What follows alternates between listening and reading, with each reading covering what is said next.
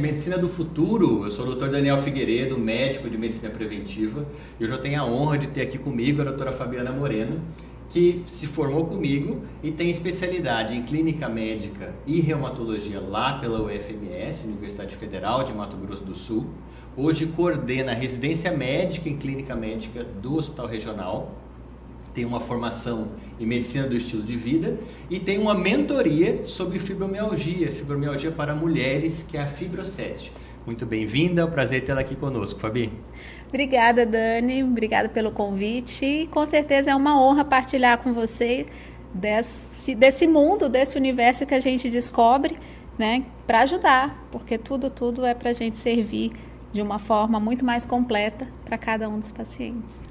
Então, vamos começar dando um panorama do que a gente aprendeu lá 20 e poucos anos atrás, que a fibromialgia na época era igual a fibromiálgica, era igual a cardíaca, né? Olha, não fala comigo que eu sou cardíaca. Um termo bem inespecífico, um termo em que você pegava vários sintomas muito diferentes. Então a pessoa tinha problema no intestino, a pessoa não dormia, a pessoa tinha uma alteração de humor, de memória, tinha dor no corpo inteiro. Você colocava ela dentro de uma caixinha e falava: olha, a senhora é fibromiálgica e nós vamos tratar os sintomas que a senhora tem. Não se falava em causa, não se falava em nada. Hoje a gente sabe que é muito diferente disso, né? Que a fibromialgia hoje é uma doença muito mais complexa e multifatorial. Então, para a gente começar, eu queria que você fizesse um parâmetro entre o que a gente aprendeu lá naquela época e como que se vê a fibromialgia hoje. Isso é extremamente interessante. Quando a gente pensa que lá atrás, a base do desenvolvimento da fibromialgia falava-se de uma teoria biopsicossocial.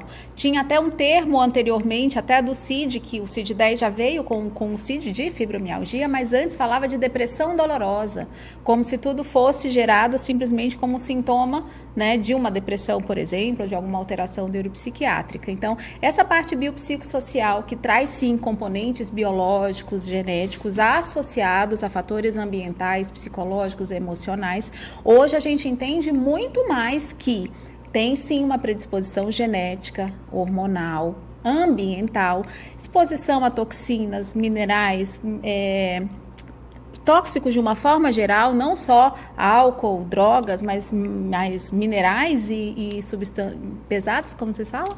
Metais pesados, né? Alumínio está super associado e tem sim fatores autoimunes, inflamatórios, desbióticos, né? Tudo envolvido nesse desenvolvimento. Então, hoje a gente trata a fibromialgia como uma síndrome de amplificação dolorosa com sensibilização central, sim, mas não simplesmente vinculado a um eixo psicoemocional ou sociofamiliar. Tem toda essa questão biogenética, imunológica, inflamatória e ambiental, muito mais como gatilho do desenvolvimento do que simplesmente, né, uma alteração do meio com relação à parte psicológica propriamente dita.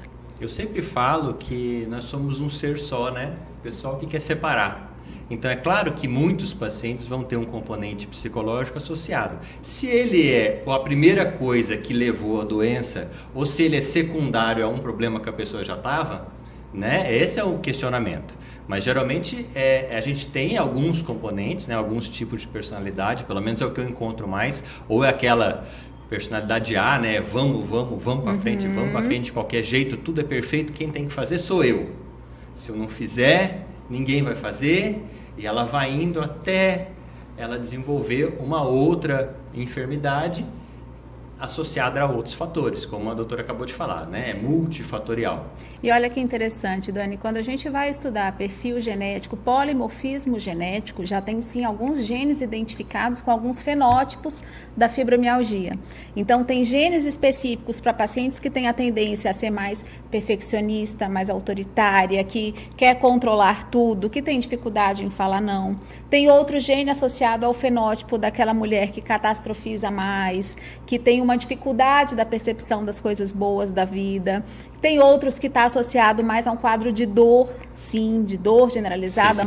Sensibilização, né? Central com desmodulação, né, das vias regulatórias de dor. Tem outro que tem um perfil mais para alteração do trato gastrointestinal, que está extremamente associado com a gama de sintomas da fibro.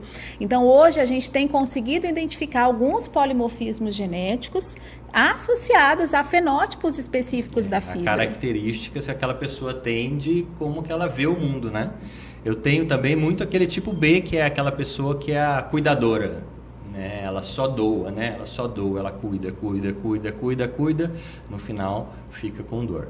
Mas é muito interessante esses outros fatores, a gente podia falar de alguns deles. Então, eu acho que a gente podia começar com o intestino. O que que o intestino tem a ver com essa história de fibromialgia? A gente sabe que todo mundo, né, já conhece o intestino como o segundo cérebro, mas a gente tem um equilíbrio de micro-organismos presentes no intestino, que a gente chama de microbiota intestinal. Você fala brilhantemente disso aqui. E a Reumato já vinha estudando há cerca de 15, 20 anos com relação ao desenvolvimento de doenças imunomediadas. Espondiloartrite é uma das plenamente já bem estabelecido esse desequilíbrio da microbiota, e a gente tem sim visto que, à medida que tem esse desequilíbrio da microbiota, aumenta a permeabilidade de membrana, aumenta a possibilidade da absorção de toxinas, de metais pesados, fazendo com que, inclusive, dependendo da alimentação, nessa alimentação rica em ultraprocessados, em gorduras saturadas, açúcares, essas bebidas açucaradas que hoje usa, refrigerante, energéticos, achocolatados, né?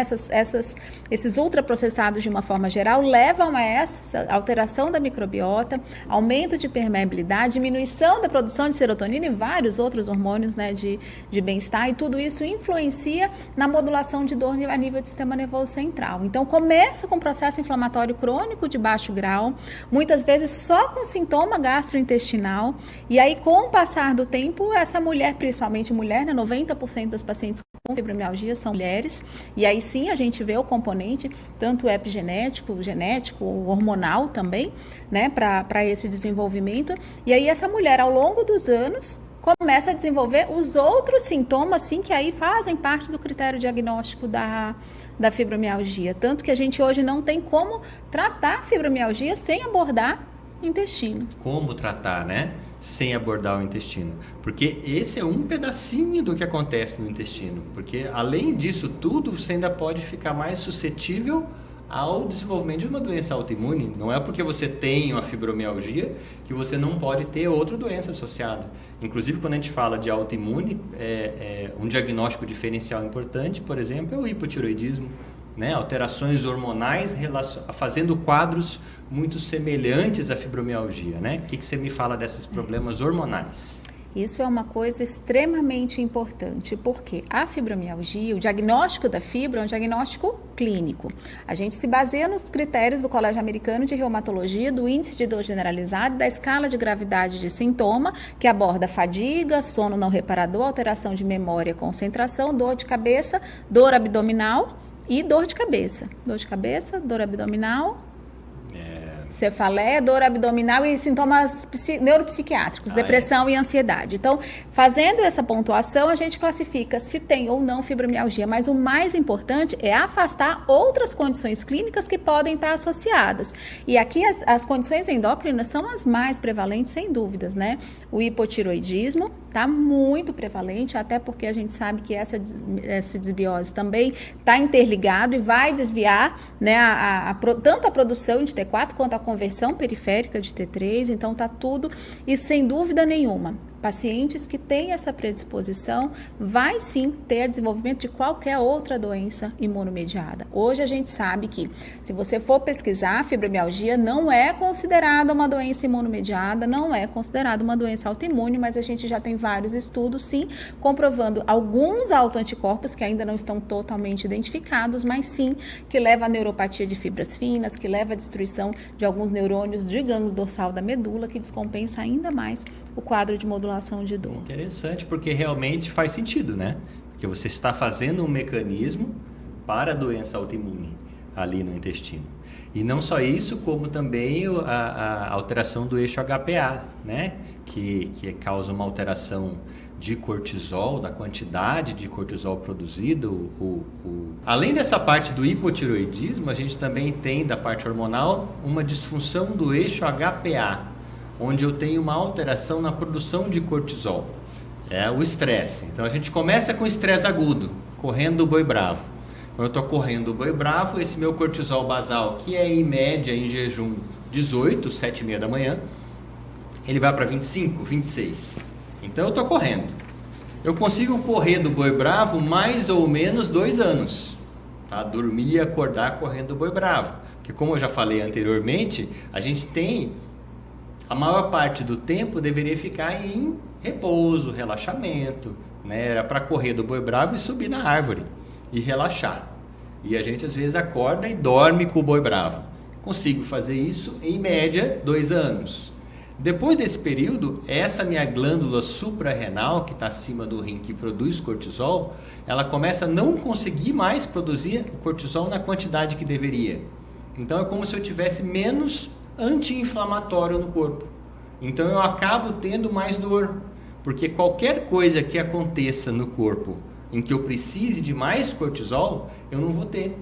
Por exemplo, eu comer uma comida inflamatória, eu vou ter que diminuir esse processo inflamatório daquela comida.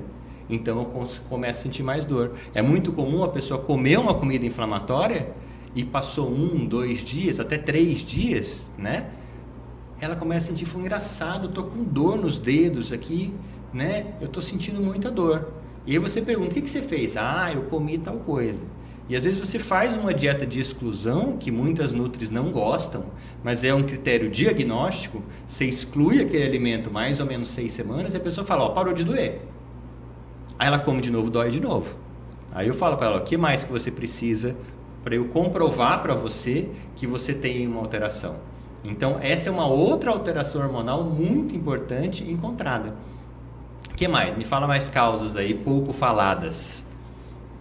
Ainda sobre essa questão de gerenciamento de estresse, é extremamente importante que cada paciente consiga identificar, porque a gente falou um pouquinho das personalidades, mas a gente tem os nossos estressores raízes, as distorções cognitivas, que sim, também a longo prazo desequilibra total esse eixo, né? Porque uma coisa é a gente ter uma reação aguda de luta ou fuga, né? Aquela reação que te deixa alerta e que teoricamente teria que resolver. E hoje os estímulos, né, do boi bravo nosso, não é o boi bravo, é toda a condição clínica. Então, clínica não, toda a condição de vida, né, ambiental que a gente vive hoje em dia. É família, é emprego, é trabalho, são as relações sociais, televisão, mídias sociais, né, tudo isso.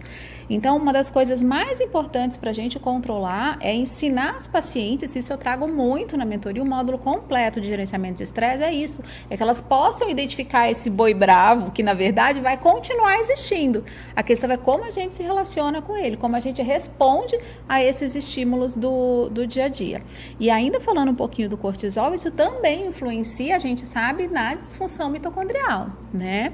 A mitocôndria, que é uma organelazinha que fica dentro da célula, responsável pela produção de energia, que tem sim vários né, minerais envolvidos e coenzimas e cofatores para ativar essa mitocôndria, especialmente em paciente com fibromialgia. A gente já tem sim determinado, por exemplo, deficiência de coenzima Q10, levando a essa disfunção mitocondrial, piorando a fadiga. Então, além de cortisol, também relacionada à disfunção mitocondrial, deficiência de coenzima Q10, sem falar nas vitaminas, né? Vitamina D, B12, B6, próprio NADH, glutationa, que a gente usa nesse processo também de reativação mitocondrial. E super importante também dessa modulação é a questão de sono, né, Dani? Então, a restabelecimento desse ciclo circadiano de uma forma mais natural possível interfere, impacta positivamente nesse controle de dor e do eixo, de uma forma que as pacientes nem acreditam, né? Porque elas vêm de um processo de sono não reparador crônico. Muitas vezes, a gente tem mais de 80 transtornos de sono, né? Na fibromialgia, a gente vê muito insônia, apneia obstrutiva do sono para as mulheres obesas, com sobrepeso acima de 50 anos na menopausa, síndrome das pernas inquietas, bruxismo, disfunção diatêmica, que é distúrbio de movimento do sono, as pernas inquietas e bruxismo, e o próprio sono que não descansa, o sono não reparador é muito prevalente. Então, quando a gente consegue regular também essa questão de sono, a gente vai modular todo o eixo HPA. E olha como que está tudo relacionado, né? Que essas pernas inquietas estão muito relacionadas à falta de magnésio, por exemplo. Sim. Aqui, em Mato Grosso do Sul, é muito pobre o solo em magnésio. Então, é muito comum você ter esse problema. Outra coisa é que dentro da célula, a vitamina D utiliza o magnésio para fazer algumas reações químicas. Então, na época, por exemplo, da pandemia, em que as pessoas estavam tomando muita vitamina D, muitas se queixavam de falta de magnésio, que na verdade ela gastou mais magnésio exatamente por estar com mais vitamina D. Então, também a gente tem que se preocupar em por que essa pessoa está com deficiência de mineral, de vitamina. Porque às vezes eles pensam assim, eu estou com falta de vitamina B12. Tá, mas por que você está com falta de vitamina B12? Será que você come carne, que é a maior fonte? Será que você mastiga? Será que você tem ácido no estômago para digerir essa vitamina B12? Será que você está conseguindo absorver via intestinal, por parasitose intestinal, por alguma outra alteração que você tem no intestino para absorver essa B12? Será que você tem uma menstruação muito desregulada e está perdendo sangue? Então, são vários fatores que cada um que a gente vai encontrando, você tem que puxar o seguinte... Né? O que mais que você tem? O que está acontecendo? Né? A própria parte psicológica, às vezes você vai olhar que as alterações são na infância. Né? Na infância, aquela mulher foi falado para ela, falou, olha, você não dependa de homem, nunca dependa de homem, entendeu? Faça tudo para você ser autossuficiente. E ela continuou naquilo ali, acreditou naquilo ali e continuou até fazer uma estafa, até entrar numa disfunção do eixo HPA. Né? E aí você tem que voltar lá atrás. E eu acho que a tua experiência é bem parecida com a minha, que elas chegam querendo algo milagroso, né? Querendo um suplemento, querendo alguma coisa mágica. E quando a gente se reporta a fazer a identificação de eventos de vida, de perfil comportamental, de perfil psicológico, avaliar, fazer um inquérito alimentar, né, muito bem feito. Sim, fazemos análise laboratorial, claro, tem muitas coisas importantes, mas magnésio mesmo para a gente não tem tanta importância quanto não que deu. Aprendemos, né, isso aí. Né? Então, e a gente tem que criar uma consciência, construir uma consciência de autocuidado do básico para essas mulheres, né? Porque elas vêm sim de uma criação, e o nosso modelo biomédico, né, que é o que a gente aprendeu, é focado muito na doença. Né? E funcionou muito bem no pós-guerra, foi o que salvou, né, a humanidade, foi o que teve a possibilidade da gente reverter doenças agudas, né, principalmente as infecciosas, para doenças agudas. Tratando-se de doença crônica não transmissível, que hoje é o que mais mata no mundo, cardiovascular, demência, câncer, dor crônica, né, que hoje já é constituída como uma condição clínica, não tem como a gente abordar simplesmente foco na doença. Se a gente não abranger isso tudo e construir essa consciência no paciente, na mulher com fibromialgia, a gente não vai conseguir uma pílula milagrosa, pode ser o suplemento que for. A gente tem que ir nessa raiz, desde a parte, né, dos estressores raízes, das distorções cognitivas, como essa que você falou, da infância, de resgatar melhora de padrão de sono, movimento, né, inserir movimento na rotina, para depois partir para o exercício, para depois uma atividade física periódica, sustentada, programada, né? E aí, pouco a pouco, a gente vai mostrando para essa mulher que tem muito mais a ser feito do que uma pílula mágica. Exatamente, e assim, não é que a gente não vai tratar os sintomas, mas eu sempre falo, esse tratamento inicial é uma muleta. Eu quero que você ande sem muleta, então eu vou te diminuir sua dor, para você poder fazer um exercício físico, mas você tem sua tarefa de casa para fazer também, né? Não é só o remedinho ali que eu vou te dar, né? Que muitos pacientes já estão vindo, não sei se já está havendo uma seleção para me procurar, mas muitos pacientes já estão vindo educados e de saber, falar, olha, eu entendi que eu tenho que fazer alguma coisa também, que não vai ser só o remédio, mas tem muitos que querem só o remédio, falar, olha, só o remédio. Você vai tomar um remédio para sempre? Né? Esse é o seu objetivo? Porque se você já fez um mecanismo para ter esse adoecimento, esse mesmo mecanismo pode levar a outras doenças, né? Porque, por exemplo, se o problema for no intestino, ela tem uma chance de ter doença autoimune. Se o problema for uma disfunção do eixo HPA, para se fazer o cortisol precisa de glutamina, que é usada para fechar o intestino, para não fazer o intestino vazante. Então, e como o cortisol é sobrevivência, o corpo vai pegar aquela glutamina e vai mandar para fazer cortisol. E vai deixar o intestino mais aberto, também propiciando o aparecimento de outras doenças crônicas.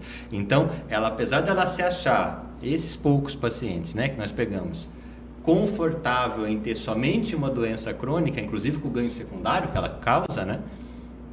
Ela tem que pensar que hoje ela tem uma, amanhã ela tem duas, depois amanhã ela tem três, né? Você na reumatologia deve ver muito isso, Sim. né? Pacientes com múltiplas doenças reumatológicas. Sim, não só reumatológicas, né? A gente vê com pressão alta, com diabetes, com dislipidemia, com outra doença imunomediada associada, obesidade. Né? Então, sim, as doenças crônicas, elas se sobrepõem. A gente está falando de sindemias hoje em dia, né? Então, outra coisa super interessante para essas pacientes que já entenderam que não é milagre, que tudo passa por um ajuste desse estilo de vida, a gente vê, se Deus quiser, em pouco tempo a gente já vai conseguir lançar a mão de uma forma mais acessível de exames de epigenética, de estudos de metabolômica, né? Fazer essa análise, sim, para fazer um tratamento mais direcionado, porque para essa mulher que já entendeu que tem um estilo de vida, né, com todas as medidas bem implementadas, isso aí vem um a mais para agregar saúde, qualidade de vida, né, sem sombra de dúvidas. Eu vejo isso como se ela precisasse olhar um papel escrito que ela tem aquela alteração, porque é engraçado, porque esses tempos atrás eu peguei um paciente. O pai era meu paciente de longa data já, e o filho, ele trouxe o filho e falou: olha, meu filho, marcador de celíaco, coitado do meu filho. Eu falei: ah, é? Ele falou: você pode comer pão? Não, eu passo mal demais da conta, eu sinto dor, eu tenho azia, eu passo super mal. Eu falei: e você acha que a fruta cai longe do pé? Né? Não, mas o meu deu negativo. Aí eu falo de novo: mas você pode comer pão? Ele é uma criança, ele tem um monte de possibilidade de recuperação, muito maior que a sua. Mas ele precisava de um papel, entendeu? Então, assim, muitas vezes, esses exames eu peço, poucas vezes, na verdade, para mostrar para o paciente. Fala: se você precisa de um papel escrito, aqui o papel. Né? Eu te mostro o papel. Né? O que mais que você precisa acontecer? Se você come e fica ruim, para de comer e fica bem. Aí você come de novo, fica ruim, para de comer e fica bem. Quantas vezes você precisa fazer esse ciclo? Quando é alimentação, isso aí a gente consegue, né, fazer isso de uma forma até mais causa e consequência, né? Quando tem as outras alterações que se desenvolvem de uma forma mais lenta ou que ainda não apareceu, faz diferença. Sabe? Ainda mais quando o papel, o exame, por exemplo, o B12, acontece muito isso, tá normal, e aí a gente vai estudando, né? Pede urina, pede homocysteína, e aí consegue entender o que está acontecendo, não só para o paciente, eu acho que do ponto de vista clínico mesmo, né?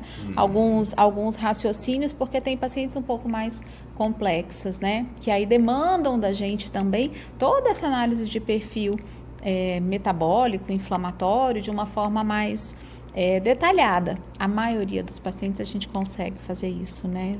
O feeling, né, da clínica faz a gente perceber. E aí a outra construção de consciência também é a questão da nutrisensibilidade, porque não é que uma coisa é proibida para todo mundo, mas sim, a gente sabe sim que tem alimentos que são... E às vezes os graus de inflamação são diferentes. Às vezes se eu tomar um copo de leite eu inflamo 10, você inflama 6, entendeu? E se nós comemos trigo, você inflama 10, eu inflamo 6. Então, que existe um processo inflamatório, parece que existe em quase todas as pessoas.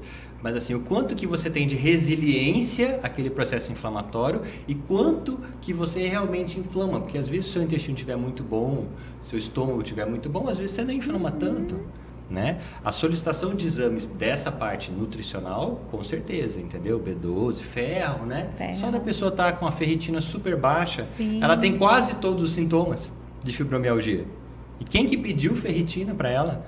Né? Para a mulher que menstrua 5, 6 dias por mês. né? Perdendo um monte de nutriente. Infelizmente, os reumatologistas ainda hoje, na formação, não têm essa preocupação, sabe? De fazer uma análise básica da dosagem de ferro, ferritina, índice de saturação, B12. A vitamina D a gente ainda pede, mais associada ao perfil músculo-esquelético, né? Metabolismo de osso, mas não tanto pensando em dor crônica, sabe? B12, investigação da fadiga propriamente dita, a fadiga é muito mais tratada como um sintoma acessório ou cardinal, se for o caso da fibro, do que propriamente um alerta para investigar as outras causas. Isso a gente ainda tem muita deficiência nisso. Eu estava conversando semana passada que a gente teve a jornada de reumato daqui, o presidente da comissão de dor da SBR estava aqui, o anterior, que é nosso aqui de Campo Grande, e o novo que estava assumindo, falando disso. Eu falei, a gente tem que estar atento a essa formação dos novos reumatologistas, porque a gente forma os médicos, a grande maioria, no sistema público. O SUS não tem acesso. E aí meio que vira... A desculpa, a muleta da gente não ensinar a forma correta, né? De investigar e de tratar. Até porque eles têm um baita de um laboratório, né? Por exemplo, a Universidade Federal. Né? Pode fazer o exame, né? Tem exames que só tem lá, inclusive. Sim. Se eles quisessem mesmo, daria para fazer. E a clínica, né? O paciente fala, meu cabelo está caindo, olha, minha sobrancelha está caindo, olha, eu não consigo perder peso, eu tomo água e eu aumento de peso, né? Eu não tenho energia para ir no banheiro. Esse dia atrás eu peguei uma e falou assim, eu seguro, porque assim, para mim é muito esforço eu ter que ir no banheiro e fazer xixi. Falou, isso não está certo? Né? Falou, mas eu estou assim há muito tempo. Falei, não é por isso que está certo. Né? Então, esse conversar entre as especialidades, porque veja, se a pessoa está numa crise de doença autoimune, de alguma coisa muito grave, eu vou precisar de um reumatologista, é claro, entendeu? Para tirar a pessoa daquela crise. Mas às vezes o acompanhamento pode ser um acompanhamento diferente. Sim. Né? Associado. Eu sempre falo que é sempre um ganha-ganha. Né? A gente consegue um resultado melhor para o reumatologista também. Né? Porque você, com tanto tempo de estrada, você sabe que às vezes você está ali, né? Você faz um remédio e não dá certo, a paciente volta e você faz outro, não dá certo, aí você faz outro, não dá certo, você faz outro. Acabou o remédio. E agora? O que eu faço? Né? Remédio, eu falo, remédio é para você usar numa fase inicial para ganhar tempo para implementar o resto. Né? Tirar o paciente da dor, aliviar um sintoma, fazer ele dormir melhor, tirar uma dor, mas você tem pouquíssimo tempo, porque o remédio está fadado a falhar, ou pior, até tem algum resultado, mas enche de efeito colateral. Exatamente, os efeitos colaterais, né? Complexos, né? Não, de difícil manejo, assim, principalmente ganho de peso, constipação, boca seca, né? Tontura, uns dão sonolência, os outros tiram. Então, assim, no final das contas, remédio não é o jeito certo de tratar a fibromialgia. A gente serve para a gente ganhar tempo para implementar todas essas outras medidas, né? Estilo de vida, comportamentais, porque não tem como, né? Tudo passa pelo comportamento, né? Pelas emoções, e fazer assim com que essa mulher aprenda, né? A ter uma rotina, né? Desde dieta, de movimento, de controle de estresse, para aí sim poder sair do quadro de dor crônica. Dá umas dicas aí pra gente. O que você acha que deveria fazer? Bom, vamos lá. Dieta anti-inflamatória. 3 alimentos proibidos para quem tem fibromialgia. Bebidas açucaradas, a gente já comentou, refrigerante, energético, achocolatados, carnes ultraprocessadas, cheias de gordura saturada. Então, salaminho, mortadela, peito de peru, que algum dia alguém disse que era saudável, né? Você já viu o peito de peru redondo? Peru redondo alguma vez? Né? Como é que um peito de peru é redondo? Salaminho, salsicha, linguiça, né? Essas carnes assim são terríveis. Nitrato e nitrito ainda por cima. Não tem nada de bom. E as gorduras saturadas presentes naquelas comidas prontas, né? Macarrão instantâneo, sorvete, lasanha, pizza. Então, isso tudo agrega uma complexidade para o trato gastrointestinal que leva a piora de todos os sintomas da fibro, né? Leva a desbiose de quem não tem, piora de quem já tem, piora a produção dos hormônios e dos neurotransmissores. Então, a dieta. Dieta é comida de verdade. Rica em proteína, mulher com fibromialgia precisa de proteína, boas fontes de proteína. Carnes magras, peixe, atum. Gente, atum é uma coisa, né, barata. A gente fala de salmão, tudo bem, é mais caro, mas tem atum, tem sardinha, né? Ômega 3, que é importante. E aí vem a polêmica do ômega 3 na fibro, que eu já vou levantar. Ômega 3 para fibro diretamente pros sintomas. Não tem nada comprovando melhora de dor, de fadiga, de sono, mas a gente sabe que as mulheres com fibromialgia indiretamente têm risco cardiovascular aumentado. E sim, o ômega 3 é um ácido graxo essencial que, dependendo da idade e da fase de vida que você está, você tem que suplementar, né? E até pelo potencial anti-inflamatório e antioxidante do ômega. Comida de verdade, então, proteína, as frutas, os vegetais. Então, tudo que você não sabe de onde vem, não faz bem. A maçã não está escrito, né? Isso aqui contém maçã. Não. O que você olha e é comida, o que você pode fazer em casa, né? Tem alguns alimentos coringas que hoje a gente dispõe com qualidade, né? São aquelas seletas congeladas dos legumes que você olha lá, tá simplesmente o legume congelado. Então tem esses coringas que a gente pode lançar a mão, mas de fato é o que a gente cozinha, né, em casa, o que a gente pode fazer, nossa. Então, dieta anti-inflamatória é comida de verdade, proteína de boas fontes, gorduras de boas fontes, né, das oleaginosas, das carnes. O outro pilar, gerenciamento de estresse e controle de emoções, né? A gente começar a identificar que não é o que acontece, é como a gente reage. Então, tem todo um treino de um diário de estresse junto de um diário de dor, para que você possa identificar o que está te causando. Porque as emoções têm nome. Eu não estou estressada, eu estou com raiva, eu estou decepcionada, eu estou frustrada, eu estou me sentindo desvalorizada porque fulano achou que eu não era capaz de executar um trabalho. Então, a gente ensina cada mulher a identificar a emoção por trás daquele estresse, né? Por trás daquela ansiedade. Então, nominar as emoções, você começar esse autoconhecimento das emoções é fundamental para o gerenciamento de estresse. E aí, depois disso, vincular aquela emoção com o sintoma físico que você sente. O intestino travou, ou deu taquicardia. Seu órgão de choque, né? Qual que é seu órgão de choque em cada emoção? Isso aí é fundamental, por quê? Porque a partir daí você vai saber se você identificou a emoção, identificou que sintoma você desencadeou. Eu suei frio, deu palpitação, deu dor de cabeça, deu tontura, intestino, diarreia ou prendeu demais. E a partir daí você vai identificar os gatilhos e vai conseguir prevenir crise. Porque você tem estratégias de controle agudo do estresse, desde uma respiração profunda, de uma respiração quadrada, até coisas práticas mais formais, como meditação, yoga, mindfulness, tai chi chuan, né? Que são extremamente relacionadas a esse controle a longo prazo do estresse. E eu acho que outros dois pilares que a gente não pode deixar de falar é movimento. Hoje a gente tem uma diferença do que é sedentarismo, do que é comportamento sedentário. A gente já está praticamente aí, as pacientes já têm conseguido, por exemplo, chegar fazendo 2, 3 vezes por semana alguma coisa, ou um pilates, ou uma caminhada, ou uma musculação.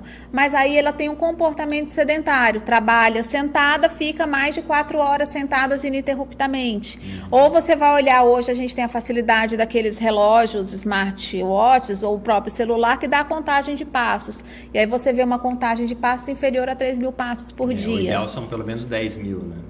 Se a gente passa de 5.000, já sai do comportamento sedentário, né? O ideal é acima de 10. Mas assim, dentro de uma paciente, na rotina de uma paciente que é totalmente sedentária, que anda menos de 3.000 passos, que não se levanta da mesa do escritório. Se a gente colocar snacks de movimento, a cada 2 horas fazer ela levantar e sentar da cadeira 10 vezes, ter um alongamento de uns 5 minutos, fazer dorsiflexão de panturrilha. Estacionar longe do Estacionar longe. Você vai no mercado, o que você faz? Você fica rodando, procurando uma vaga mais perto possível do shopping, do mercado, da farmácia. Estaciona mais longe, ganha esse movimento no teu dia a dia. Então são essas dicas, né, simples que já para começar. Quem já faz uma atividade física e ainda queixa, porque um grande desafio da mulher com fibromialgia é começar a atividade física e piorar da dor e da fadiga. Vamos alinhar a expectativa? Vai começar a atividade, vai piorar. E aí o que a gente vai fazer? adequar essa alimentação à base de proteína, fazer suplementação, creatina, glutamina, whey, vamos ver o que é necessário, ajusta a meta proteica dessa mulher, tem um remédio de resgate. Dá um remedinho se precisar, depois do exercício, né? Por quê? Porque ela vai ter uma adaptação aí que, para quem não tem fibromialgia, talvez gira em torno de 4 semanas, para a mulher com fibro vai 12 semanas para uma adaptação. Vamos alinhar essa expectativa? Sim, você vai piorar, eu estou aqui do seu lado, mas continua, não para, porque é isso, um dos principais eixos de modulação neuromuscular é o exercício. Quando eu vou na academia, o meu professor fala assim, você está animado? Eu falei, não, remédio. Tem que fazer, não tem jeito. Tem que fazer. Dani me conhece há quase 30 anos. Eu nunca fiz atividade física, comecei a fazer perto dos 40. Por quê? Porque tem que fazer. Porque eu quero ser... Eu tenho enxaqueca, você sabe, Dani, quantas vezes eu já tive crise, desde os 6, 7 anos de idade, e eu percebi que, além da enxaqueca, eu comecei com uma cefaleia intencional e com uma cefaleia em salvas por intoxicação por aspartame. Olha só. Na residência de reumato, eu não comia, fui residente sozinha, tinha uma bebê de 6 meses quando eu entrei na residência. Então, eu chegava no hospital antes das 5 da manhã, para passar visita, passar na pulso, às vezes no pronto-socorro, ia para o ambulatório, voltava para o pronto-socorro, voltava. A residência era assim, viu, gente? Antigamente era assim. Era assim. E aí eu saía de lá às 6 horas da tarde. O que eu comia? Coca Zero. Você pensa tomando 3 litros de Coca Zero durante 2 anos. Você fala em salvos, uma intoxicação, uma mialgia, uma fraqueza, vômito, dor de cabeça, enfim. Identifiquei o que era, tirei, mudei drasticamente, ainda fiquei um período meio que comendo mal sem fazer nada, mas foi o gatilho. Eu falei, ou eu tomo conta da minha vida, do que eu tenho controle, senão eu vou adoecer muito mais jovem, né? E a gente começa a olhar que na nossa formação formal não tem tratamento para isso, né? Aonde ser categorizada ali? Não tem. Não tem, era corticoide. O neuro me deu corticoide. Eu fiquei 4 meses tomando 40 miligramas de prédio, engordei 8 quilos. Eu falei, não, tem que ter algum caminho para isso, né? Foi aí que eu comecei. Aí eu fui para acupuntura, fui para nutricionista, comecei atividade física, né? E aí eu entendi que a reumato, a medicina, não ia me dar as respostas para minha dor de cabeça e também não ia dar para as minhas pacientes com fibro, né? Então, a gente tem que realmente pensar fora da caixinha. Então, o movimento é fundamental e você vai porque tem que ir. Então, eu quero controlar minha dor de cabeça, eu quero ser uma velha que senta e levanta do vaso sanitário, carrega minhas compras do supermercado e consegue agachar para brincar com os netos, que eu acho que não vai demorar muito, né? A Alice já está com 19. E o outro pilar, claro, sono. O sono não é um pilar, ele é um alicerce, né? É a base. Tudo, sono não é só descanso, a gente vive numa sociedade que o sono parece que é perda de tempo, mas na verdade é um complexo ativo de metabolismo, né? Tanto do ponto de vista neuropsiquiátrico, da sedimentação da memória, regulação das emoções. Uma noite que a gente dorme mal, no outro dia a gente está irritado, está mais reativo, né? Tem menos ânimo, menos concentração, né? Então, tudo passa por esse sono. Então, as estratégias não só de higiene do sono, mas de controle mesmo global, da hora de dormir, da hora de acordar um pouquinho antes do nascer do sol, se expor à luz solar, ter essa rotina de no final do dia já ir diminuindo os estímulos para voltar essa regulação, né, de melatonina. Comer muito à noite, né? A gente fala de cronobiologia dos órgãos. À noite o fígado quer fazer regeneração, reparo. Não é mexer com comida, porque você pensa que é o intestino, mas a retaguarda do intestino é o fígado. Então, se você comeu uma coisa muito tarde, ele vai ter que... Aquele dia você não fez reparo, aquela noite você não fez reparo. E isso ninguém ensina, né? A gente tem sim que resgatar dos nossos ancestrais, né? Porque a sociedade evoluiu, mas o nosso corpo não. Muito pelo contrário, a gente está sendo exposto a uma quantidade muito maior de toxinas ambientais, alimentares, pelo ar, pela água, né? E pelas emoções também, né? E sem falar das pessoas tóxicas também, né? Que impregnam a gente.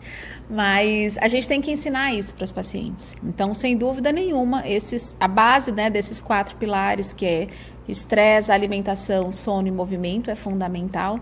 E aí a gente não pode deixar de lado a espiritualidade, né? Porque nós somos seres intrinsecamente espirituais, e aí eu não estou falando de religião, eu estou falando dessa conexão com o sagrado de cada um, com o que transcende essa matéria, porque tem energia, né? Energia não é matéria. Energia é algo que a gente sente, a gente tem que saber o que restaura essa nossa energia, né? Além do que a gente faz por aqui, ter esse senso de vida, de propósito. E as conexões sociais, os vínculos sociais, né? Que são tão importantes. O estudo de Harvard, que eles mantêm, né? Começou na década de 50, eles acompanhando os alunos da faculdade e foram fazer uma análise deles com 70 anos, o que impactou em longevidade e percepção de felicidade. Foram as conexões sociais, não foi a meta de colesterol, não foi o peso, não foi doença cardiovascular. Então, vivia mais e vivia melhor quem tinha boas conexões sociais. Os cinturões azuis, né? Que um deles é em Okinawa, que é As Campo Grande, a maior colônia de Okinawa, fora do Japão.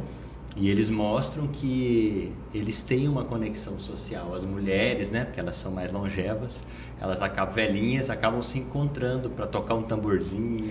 Você assistiu o documentário do Netflix, né? Como viver até os 100 anos? Tem mapeado 7 Blue Zones, né? E é super interessante. Cada uma tem seu perfil, seja alimentar, seja de voluntariado, né? Mas os vizinhos, a presença dos vizinhos, a presença da família, a presença de algum grupo religioso. Então, essa conexão social faz muita diferença para a longevidade, para bem-estar.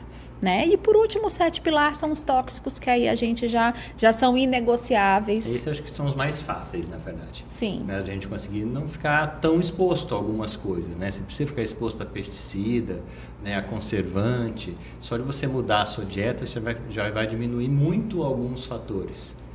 Mas eu acho que foi muito interessante mostrar para essa paciente com fibromialgia que ela tem um monte de coisa para fazer. Tem. Né? Que a gente vai auxiliar, eu acho que é como se fosse um coaching de saúde. Olha, vai por ali, né? Não vem aqui, vai ali, olha, dá para você fazer aquilo ali, procura essa professora, esse profissional, né? Vamos tratar os dentes como um grande Sim. fator de dor sistêmica. Então, eu vou conseguir te orientar, e a doutora Fabiana também, obviamente, a te encaminhar para quem pode te ajudar mais, mas boa parte do trabalho é seu. É bem por aí. Adorei, vocês gostaram?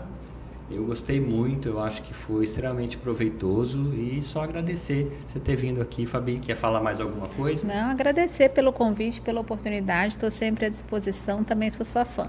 Imagina. Fala da sua, da Fibro 7. A mentoria Fibro 7 é uma mentoria para pacientes com fibromialgia, para mulheres com fibromialgia. Os homens perguntam, homem tem fibro também? Eu falei, homem tem fibro, mas esses quase 20 anos de reumatologia me dedicando a estudar fibro.